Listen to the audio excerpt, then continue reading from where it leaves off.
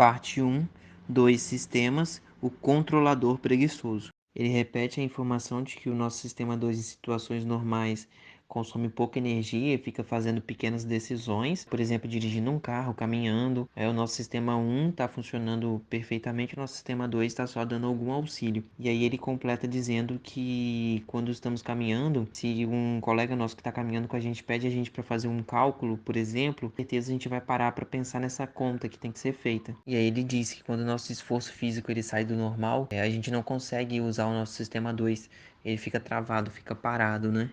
Porque a nossa concentração e energia está toda voltada para uma corrida. Ou a gente vai reduzir a velocidade com que está correndo, ou a gente vai deixar de pensar nessas coisas que ativam o sistema 2. Ele afirma que a manutenção de uma cadeia coerente de pensamento e o ocasional envolvimento em um pensamento trabalhoso, isso exige autocontrole. A aceleração do trabalho mental não é intrinsecamente prazeroso e que as pessoas o evitam na medida do possível. E é por isso que existe a lei do menor esforço. Ele afirma que, mesmo na ausência de pressão do tempo, manter uma cadeia coerente de pensamento exige disciplina. Aí ele cita como exemplo ele que levanta para ir à geladeira diversas vezes, acaba revendo e-mail. E aí ele conclui que é preciso uma alta dose de autocontrole para conseguir ficar focado na atividade. Mais à frente, ele define o estado de flow como sendo um estado de concentração sem esforço, que ele é tão profundo que as pessoas perdem a noção do tempo, de si mesmas e de seus problemas. Ele explica o flow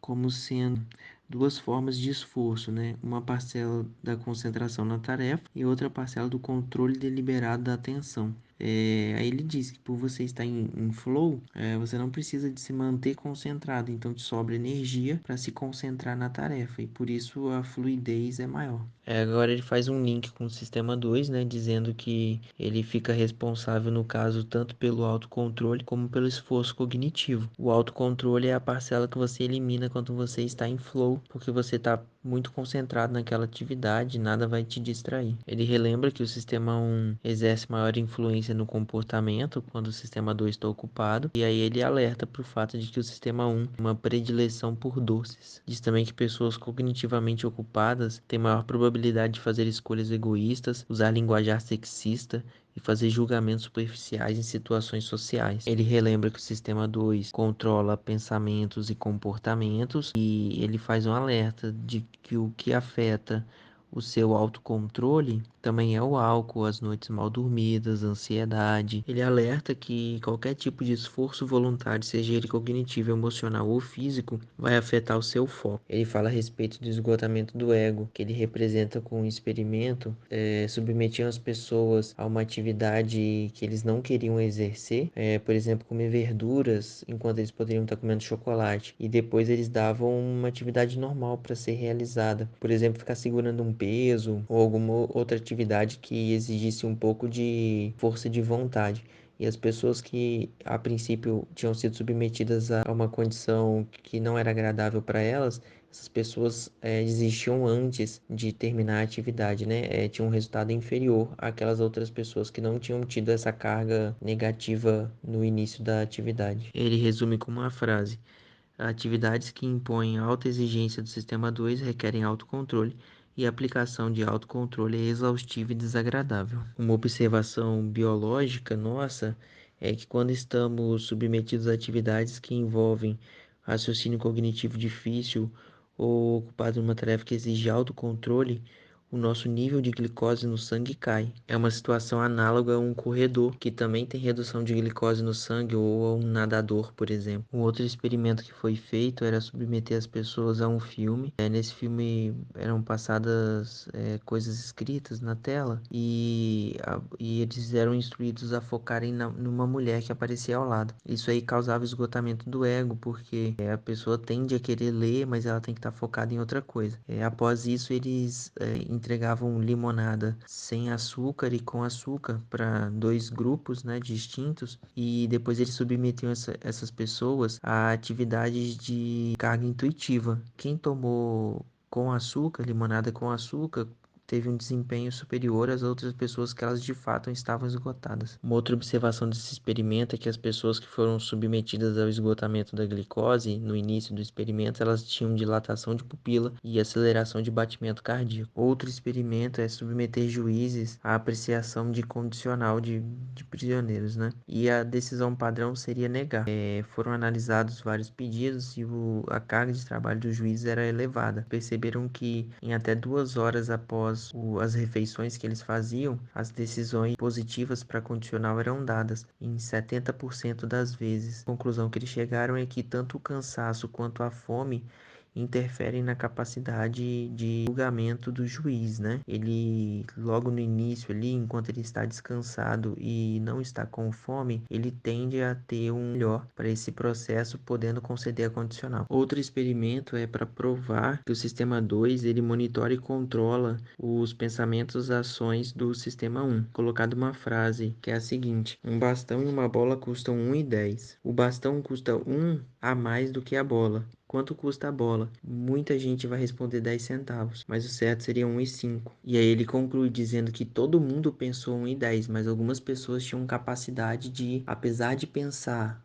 1,10, fazer a conta usando o sistema 2 e chegar à conclusão que era 1,05 e não 1,10. Analisando os dados, eles chegaram à conclusão que as pessoas que pensavam um pouco antes e aí dilatavam a pupila, aumentavam o batimento cardíaco, essas pessoas elas tinham uma mente mais ativa. E já as pessoas que respondiam de pronto 1 e 10 eram adeptos fervorosos da lei do menor esforço. As pessoas que são adeptas à lei do menor esforço, elas colocam o sistema 1 em primeiro plano, né? A conclusão do problema vem primeiro e os argumentos vêm depois para dar subsídio para essa decisão. Primeiro a pessoa acredita na resposta e depois procura argumentos para basear a sua resposta. Ele diz que inteligência não é apenas a capacidade de raciocinar, é também a capacidade de encontrar material relevante na memória e mobilizar a atenção quando necessária. Diz que a memória é um atributo do sistema 1 e a checagem e a busca deliberada pela verdade é um atributo do sistema 2. Ele diz que as pessoas que não respondem de pronto, elas são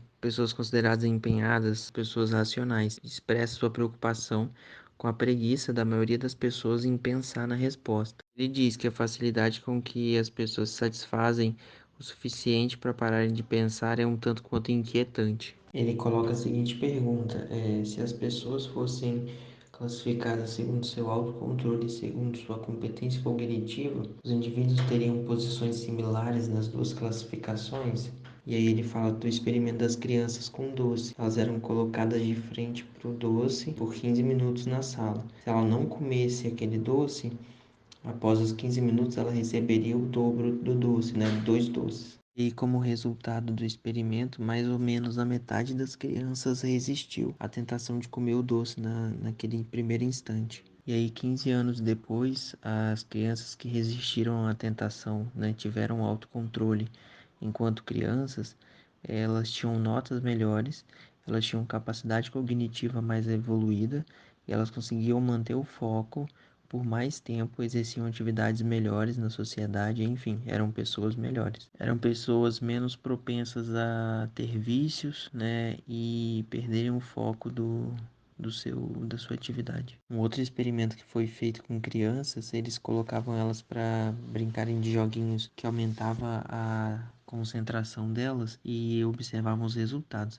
O resultado não era apenas uma pessoa mais concentrada e mais focada, mas também uma pessoa com resultados melhores. Era considerada uma criança mais inteligente. E essa melhora ela era observada por algum tempo, por alguns meses, né, após esse treinamento. Ele diz que essas crianças que não conseguiam resistir ao doce e que não desempenhavam essa atividade do joguinho de melhorar a atenção com excelência eram crianças que o sistema 1 estava muito exaltado, né? O sistema intuitivo e aí o sistema 2 ficava meio defasado e por isso essas crianças não conseguiam evoluir nessas tarefas. Aí ele faz umas outras observações. As pessoas com sistema 1 é muito proeminente são pessoas que têm preferência temporal muito rápida, então eles preferem pagar mais por um produto ser entregue no mesmo dia, preferem receber uma quantia menor hoje do que uma quantia maior amanhã. Ele explica também o que torna algumas pessoas mais susceptíveis a viés de julgamento. Ele diz que o sistema 2 é dividido em algorítmico e racional. O algorítmico é aquele capaz de realizar cálculos e de mudar o foco rapidamente, mudar o tipo de atividade rapidamente. E o 2, que é o racional, é o sistema empenhado, é aquele sistema esforçado, né? Não é o preguiçoso. Ele vai estudar e se dedicar para aquela atividade. Ele termina o capítulo dizendo que a primeira subdivisão do sistema 2, que seria o algorítmico, é o inteligente, né? É o que executa cálculos, operações matemáticas, raciocina, faz analogias. E a segunda parte do sistema 2, que seria o racional, que é esforçado, o que estuda.